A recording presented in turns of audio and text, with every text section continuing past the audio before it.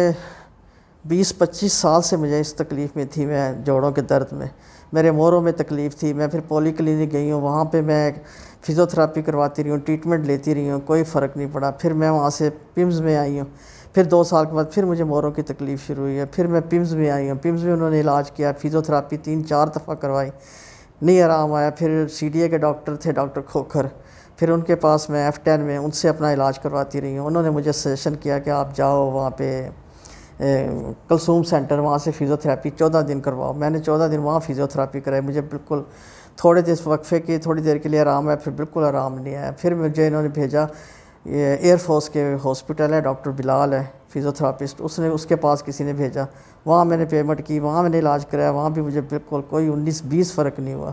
پھر مجھے کسی نے F10 میں بھیجا کہ F10 میں ہے، وہ مجھے بس وہ روٹیٹ کرتے رہے ہیں، وائبریٹ مشین لگائی تھی، اس سے کرتے رہے، اس سے بھی مجھے کوئی فرق نہیں پڑا۔ پھر مجھے کسی نے کہا کہ کوئی CPT ہاسپٹل ہے، وہاں پہ بغیر دوائی کے، بغیر انجیکشن کے علاج ہوتا ہے، تو وہاں سے میں نے آئی ہوں، میں نے 6 سیشن کے لیے ہیں، تو میں بہت بہتر اپنے آپ کو محسوس کر رہی ہوں۔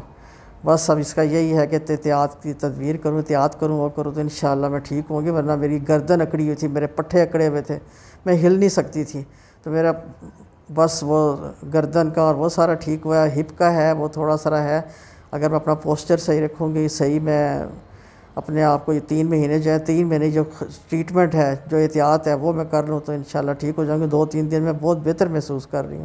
میں نے بہت علاج کرایا، بہت تنگ آ گئی تھی میں، پھر میں نے خود ان کا انٹرویو دیکھا، پیشنٹ دیکھے، میں نے ان کی ریویو میں نے سنی، اس پہ نیٹ پہ YouTube پہ سنی میں نے، پھر میں خود آئی ہوں تو مجھے اندازہ ہوا کہ واقعی کوئی انجیکشن نہیں، کوئی دوائی، کوئی کچھ نہیں ہے، بس آپ نے اپنا ٹریٹمنٹ کروانا ہے۔ تو میں کہتی ہوں آپ آئیں، آ کے کروائیں، دیکھیں، مجھے آرام آیا، اللہ تعالیٰ آپ لوگوں کو بھی آرام دے، صحت دے، زندگی دے، آمین۔